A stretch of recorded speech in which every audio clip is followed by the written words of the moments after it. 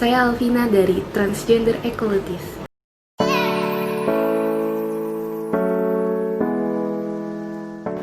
Pada hari ini, saya akan membahas berbagai kasus kekerasan yang diterima oleh para transgender semasa hidupnya. Data-data yang telah saya kumpulkan dan rangkum ini, saya ambil sumbernya dari magdalene.co.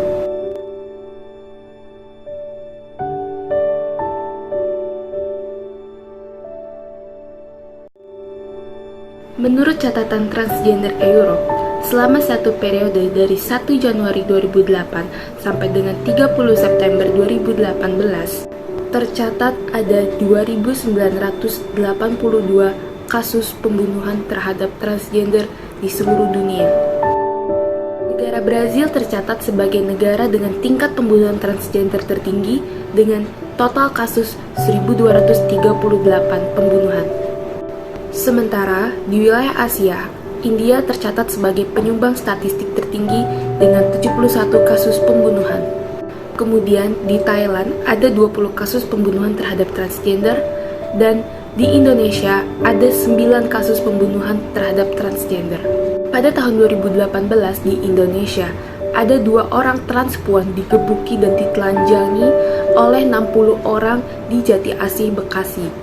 Dan di tahun yang sama, tepatnya di Aceh Utara, mereka menangkap dan menahan beberapa transgender. Tidak hanya sampai situ, mereka juga memangkas paksa rambut mereka dan menutup salon-salon tempat mereka bekerja.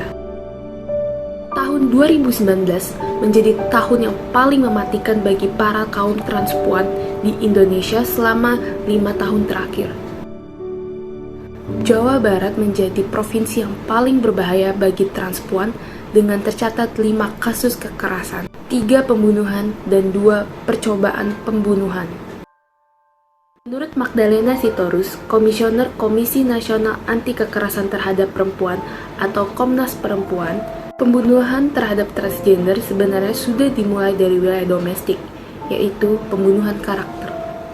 Ada orang tua yang tidak mau menerima anaknya karena mereka menganggap anaknya berbeda.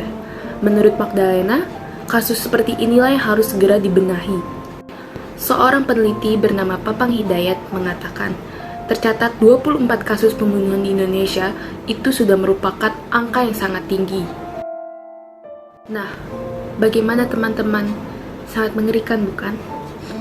Para kaum transgender yang tinggal dan hidup di luar sana tidak dapat hidup dengan tenang seperti kita pada umumnya, karena mereka masih terancam dengan berbagai kasus kekerasan. Padahal, kaum transgender juga sama seperti kita. Mereka dapat merasakan sakit dan sedih. Mereka pasti juga ingin mendapatkan hidup yang layak. Bukan hanya karena mereka berbeda, lantas kita harus memperlakukan mereka berbeda pula.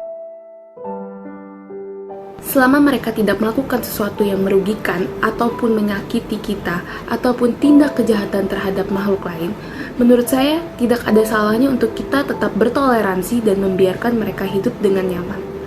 Terlepas dari jalan yang mereka pilih itu benar atau salah menurut pandangan atau keyakinan kalian, menurut saya tidak ada salahnya juga untuk kita tetap menghormati apa yang mereka lakukan selama mereka tidak merugikan kita. Nah, teman-teman, sebagai manusia yang masih memiliki hati nurani, mari kita bersama-sama bertindak bijak dan baik terhadap sesama kita dan memanusiakan manusia.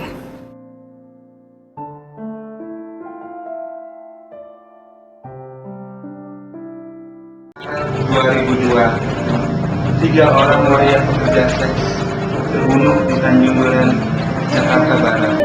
9 Oktober 2020, waria PH terbunuh di Purwokerto, Jawa Tengah. 17 November 2007, waria Edi Susanti ditemukan meninggal dalam keadaan melahirkan di Jakarta Barat.